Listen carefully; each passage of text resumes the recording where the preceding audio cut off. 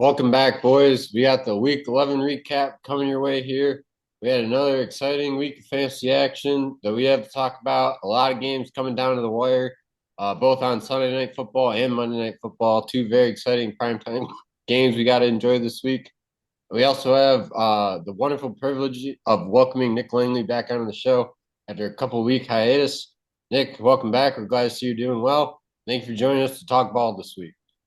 Yeah, glad to be back, and I appreciate all the guest hosts that were able to fill in while I was away.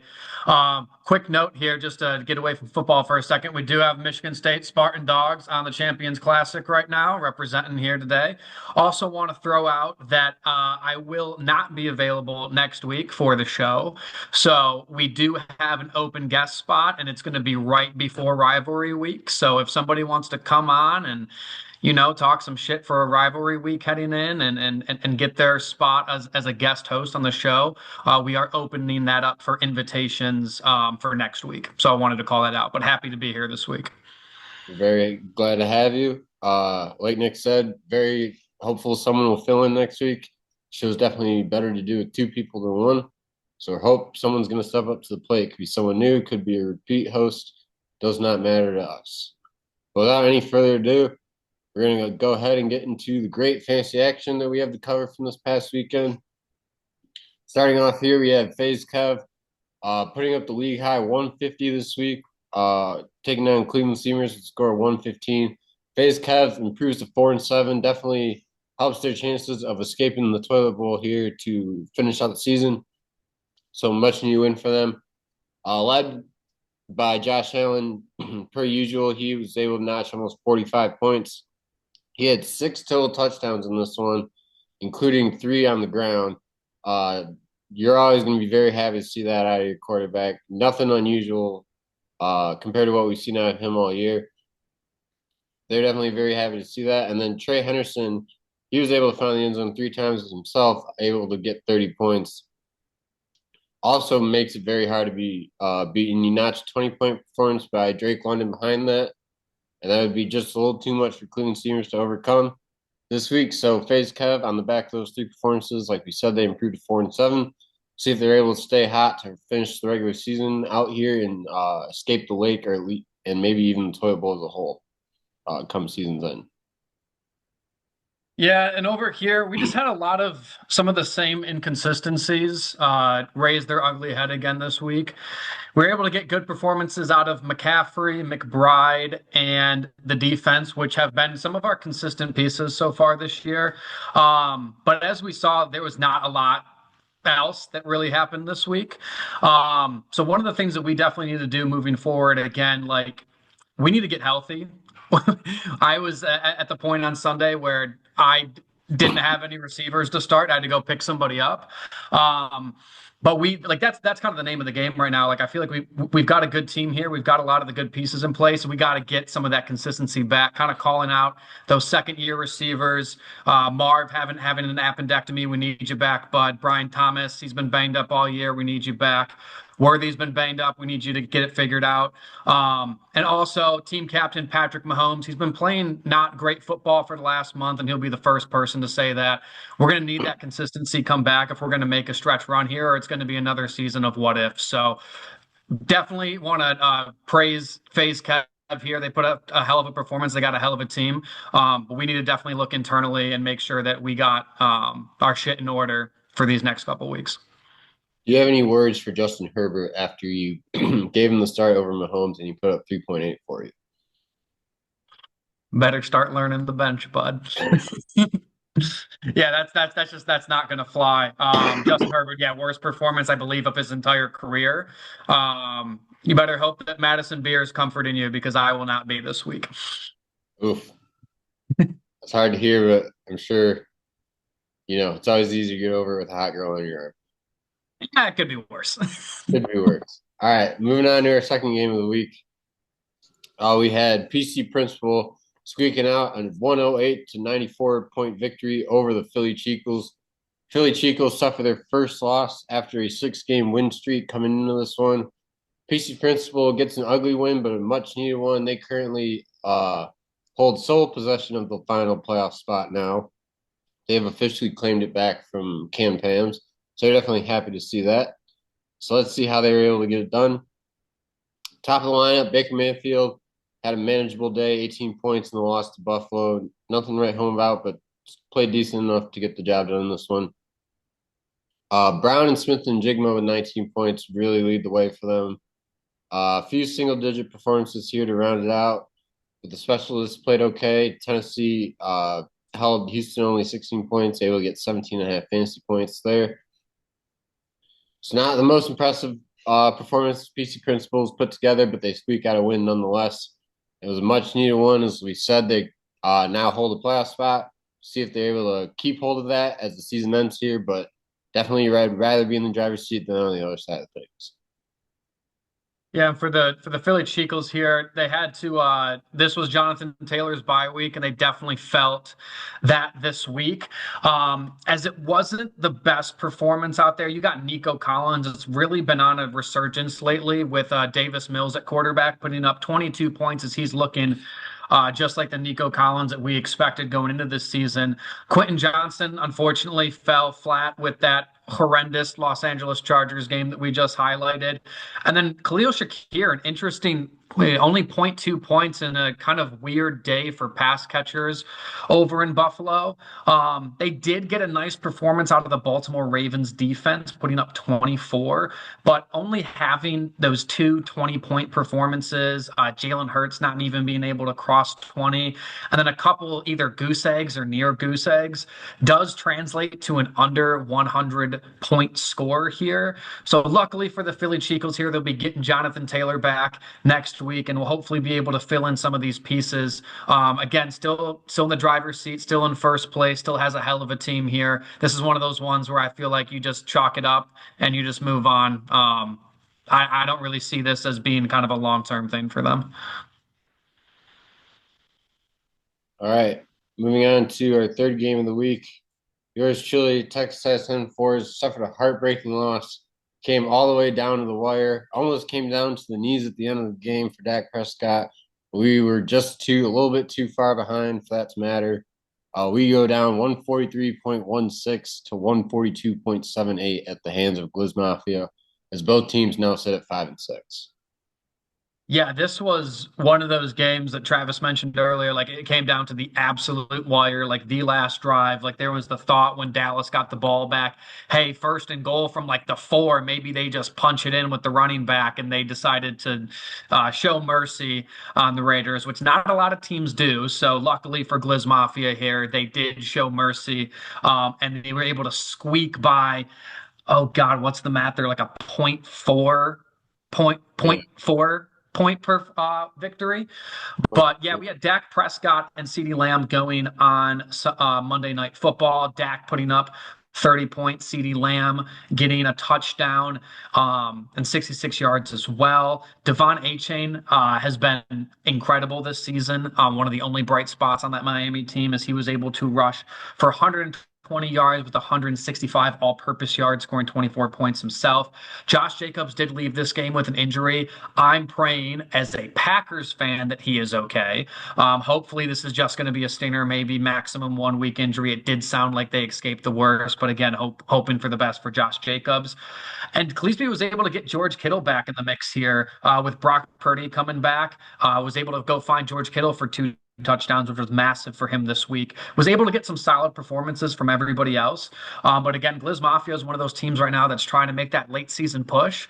Definitely has the roster to do it. And we'll see here in the next couple of weeks if they're able to kind of snag one of those final wild card playoff spots here. But definitely was a much needed win for this team. And on the flip side here, our boys fought well. We had the third most points on the whole league this week. But it's not always about how well you play. Sometimes it's about who you're matched up against. And in this one, it just would not quite be enough to get the job done. So we suffer a loss, not an opportune time to take it either. But we got to pick ourselves back up by our bootstraps. The mission becomes quite clear going forward. We got to win out from this point on. Looking at how this one went, Goff had a little bit of a disappointing day. Really, the whole Lions offense as a whole. He only finished with 11. Same with Saquon. That game, hitting the under just really was not great for my fantasy chances this week. James Cook took a little while to get going, but once he did, solid 20-point day out of him. Pickens and Javante both came to play, I thought, well on Monday Night Football, giving us a chance for the comeback. Trying to take as many targets away from CeeDee Lamb as he could, especially Pickens, but it just would not quite be enough at the end. Also want to shout out good days out of Diggs and Kelsey, two of our older players, so we're happy when we get signs of their younger selves coming up. Just wish it would have been a winning effort in this one. Like I said, we got to regroup. Not no point in dwelling on this loss. The only direction we got to move is forward. So we're gonna try to get ourselves ready for this epic Week 12 game before we take our talents down to Philly in Week 13 and try to squeak our way in the playoffs and maybe ruin their regular season just because. All right, moving on to our third game of the week. We have Wallace Pluto improving to 5-6 with a win over Sticky Mistakes, 113-97. Wallace Pluto this week was the beneficiary of getting matched up against the Sticky Mistakes team. Jahmyr Gibbs, again, one of the only highlights in that Lions Philly game. He was really the lone bright spot, getting 107 yards receiving, 40 yards on the ground, 150 all-purpose yards, getting himself 23 points, being that absolute stellar running back that we know that he is. Jamar Chase. Interesting day in Pittsburgh. You have 3 for 10 for 30 yards, and now he's suspended for the next game because he wanted to spit on somebody. Great. Justin Jefferson, again, still trying to find his footing with, I don't know if it's JJ McCarthy. I don't know if it's 9. I don't know who's playing quarterback, but Justin Jefferson's hoping for some better days here in the future as, again, 10 seems to be like the floor for him. Brock Bowers able to squeak out double digits, rocking the 2 tight end set here as Jake Ferguson was able to find himself in the end zone and squeaking out again just double digits out of his kicker and defense here.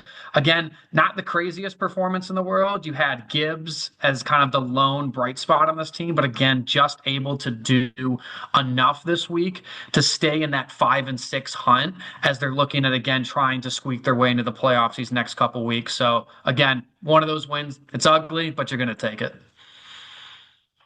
Very well put. On the flip side here for Sticky Mistakes, a little bit back to the usual ways. They find themselves with a double-digit performance yet again as they fall to 3-8. I believe that is taken outright last place once again. So after putting together a few good weeks in a row, they seem to be back in the losing category. See if they're able to correct that or if a late jump remains ahead in their future for the back-to-back seasons. Stafford and Rodriguez both having mediocre days here, finding the mid-teens. J-Mo was probably their biggest bright spot, able to find the end zone and get 20 points, even though he did get a flag for trying to hump the field goal post, but we will ignore that. Those don't hurt you in fantasy, so not really relevant in this case. And then Jaguars defense put up a great day, 23 points as they just kicked crap out of the Chargers.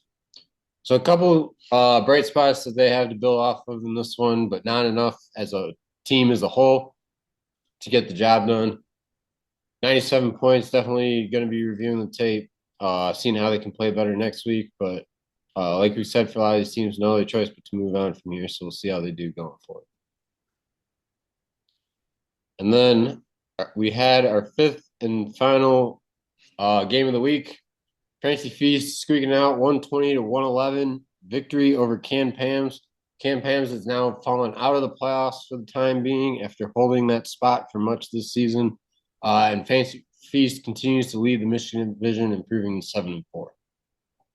Yeah, this was a big win for Fancy Feast here as they do maintain a 2-game lead in the Michigan division right now with 2 weeks left. Well, I want to shout out their new addition, Travis Etienne. He was able to put together 20 points, 2 touchdowns for the Jacksonville Jaguars, again, of that routing of the Chargers. Bijan Robinson, doing exactly what we all know that this man's capable of doing. Has had a couple weird weeks with Algier vulturing some touchdowns, but he was able to come back with 30 points. Drake May continuing his, I think he might be leading the MVP running right now with the odds makers, but he again put together a nice performance against the Jets, getting 20 points himself. And then the 49ers defense, again, playing pretty well against the Arizona Cardinals. Again, a lot of injuries on that 49ers defense. But they've been, banding together week in and week out as they were able to get 2 interceptions and put together a nice 15 points here. Again, with Matt, again, a couple other decent performances here, but getting 120 points, just squeaking out a win against the Can Pams in one of the Evans Scholar games that we get to see every single year. I know that they're very happy about this as they're able to, again, maintain that 2-game lead and in second place right now in the overall seeding, trying to head into that playoff push. Yeah, on the flip side here for the campaign, it's just a tough time to have a tough time. They lose their grasp on the playoffs for now, falling to 5-6. Not the greatest performances out of them. Certainly not the worst one though either, but just a couple letdown spots would be enough to prevent them from finding the win column this week. Lamar Jackson, 2 interceptions, no touchdowns, only 5 points out of him in this one. Definitely a disappointing day to say, nonetheless. The Ravens were able to still squeak out a win, though, however, mostly because Derrick Henry still had himself a great day, notching 23 points out of him. So that was enough for the Ravens. Would not quite be enough for the campaigns in this one. Kyren Williams had himself a solid day, 17 points out of him. Trey Tucker, who they just grabbed off the waiver wire a few weeks ago, looking to be serviceable with 14 in the starting lineup. Patriots defense did solid with 18, but add it all up, not quite enough. I want to say they had who do they have going? They had Aubrey and Tucker on Monday Night Football, hoping to make a comeback. Would not quite be enough to get the job done. They find themselves losing. So that will do it for us for the Week 11 action. We're going to take a quick look ahead at the Week 12 schedule and the standings so that everyone knows what kind of fantasy action we have to look forward to this upcoming weekend and in next week's recap video. So first off, yours truly, Texas ISM 4s. Definitely have her backed up against the wall now, sitting in this 5-6 jam, taking on Francis Feast at 7-4.